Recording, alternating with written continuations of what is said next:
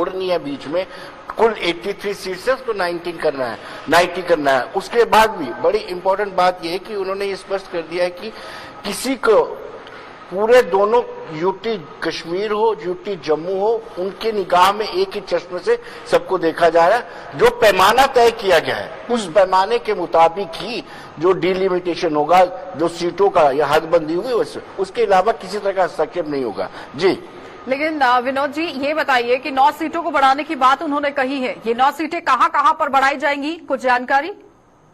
देखिए, इसी का तो आंकलन करने वो आए थे। 7 सीटें बढ़ाई जानी है, 83 से 90 सीटें होनी है। यही चीजें पूछने आए थे कि कहाँ किसको क्या लगता है कि किसकी कॉन्स्टिट्यूंसी छोटी है, किसकी कॉन्स्टिट्यूंसी बड़ी है। अब सबका आंकलन वो करेंगे, उसको बाद एक ड्राफ्ट बनाएंगे। वो ड्राफ्ट जो एसोसिएट्स मेंबर हैं, जिसमें हमारे 5 सांसद हैं, जिसमें 2 जम्मू से 3 कश्मीर से, वो मेंबर रहेंगे। उनको ये ड्राफ्ट दिखाया जाएगा, वो अपने नोट्स लिखेंगे इस पे कि क्या उनको कहीं ऑब्जेक्शन है। उसके बाद पब्लिक डोमेन में ये डाल दिया जाएगा। पब्लिक डोमेन में जब पब्लिक के ऑब्जेक्शन आएंगे, उसको देख करके उसको रेक्टिफाई करने के बाद इसको फाइनल ड्राफ्ट तैयार किया जाएगा कि कहां पे किस किस जगह पे सीटें बढ़ाई जानी है। दिसंबर अंत तक यहाँ पर चुनाव करवाने की बात कही गई है। उससे पहले ये सारी प्रक्रिया करने की कोशिश की जाएगी कि 7 सीटों को मद्देनजर रखते हुए कैसे काम होगा। देखिए, उन्होंने बिल्कुल साफ कर दिया है कि फर्स्ट वीक ऑफ मार्च 2020 को उनका गठन हुआ था। फिर 1 साल का कोविड-19 के चलते 1 साल की उनको एक्सटेंशन दी गई है।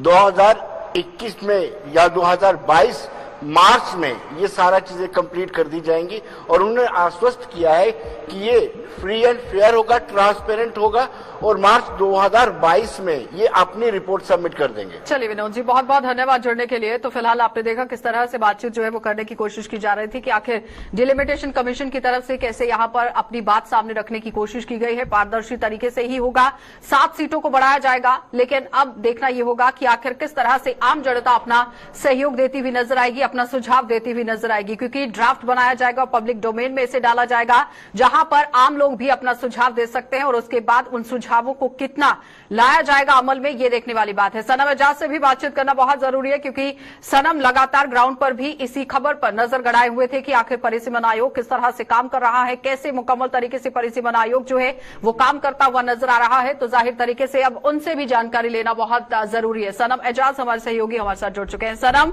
जिस तरह से देखिए 4 दिवसीय दौरे पर जम्मू कश्मीर में लगातार आप देखिए डिलिमिटेशन कमीशन जो है वो पहुंचा हुआ है। कश्मीर में कई डेलीगेट्स ने मुलाकात भी की, कईयों ने बहिष्कार भी किया। पीडीपी पूरी तरह से किनारा करती हुई नजर आई। लेकिन आज जब जम्मू के अंदर पहुंचे तो कई बड़ी बड़ी बातें भी रखी गई सामने। 7 सीटें जिस तरह से बढ़ाई जा रही हैं, उनका साफ तरीके से कहना था कि पब्लिक डोमेन में भी इसे डाला जाएगा और आम लोग अपना सुझाव भी दे सकेंगे। क्या कहेंगे?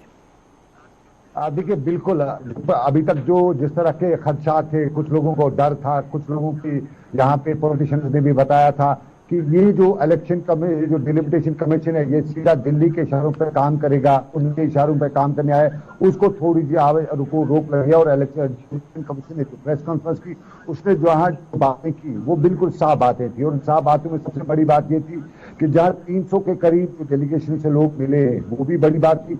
उसके सबके बीच में ये कहना कि कमीशन तब तक रिपोर्ट नहीं करे जब तक में सारे जो फार्मूला उनका है ये पब्लिक डोमेन में होगा, उस पर बातचीत होगी, उससे और लोगों से मिला जाएगा, किसी को कोई आपत्ति होगी वो उसका अपना रिएक्शन देगा, उसके बाद ये डिलिमिटेशन कमीशन। और दूसरी इंपॉर्टेंट बात जिसपे कश्मीरियों को बहुत ज्यादा डर भी था, कश्मीरी को खासतौर पर मैं कहूंगा कि डिलिमिटेशन कमीशन के हवाले से ये था कि ये एरिया वाइज के हवाले से ये पॉपुलेशन पे कम ध्यान देगा। तो जिस तरह आज उन्होंने बताया, बीजेपी ने कल बताया था कि सेंसस 2011 पे उनको विश्वास नहीं है, लेकिन आज डिलिमिटेशन कमीशन की जो प्रेस कॉन्फ्रेंस में साफ किया गया कि ये डिलिमिटेशन कमीशन अपनी रिपोर्ट देगा, वो उसमें 3 बड़ी चीजें प्रायोरिटी पे रहेंगी। कम्युनिकेशन रहेगी, उसके साथ साथ डेमोग्राफी रहेगी, टोपोग्राफी रहेगी, और सबसे इंपॉर्टेंट उन्होंने खास तौर पे कहा कि प्रायोरिटी में ये रहेगी कि पॉपुलेशन, यानी 4 जो बेसिक अक्षर हैं इस डिलिमिटेशन कमीशन को, उन पे काम करेगा। तो ये बड़ी बातें हैं जो उन पे शायद अब कश्मीर में बहुत से लोगों को नहीं बल्कि सभी को लगभग कोई आपत्ति नहीं होगी, क्योंकि जब डिलिमिटेशन, क्योंकि सवाल उठाए जा रहे थे सनम कि पारदर्शिता तरीके से डिलिमिटेशन कमीशन काम करेगा या नहीं,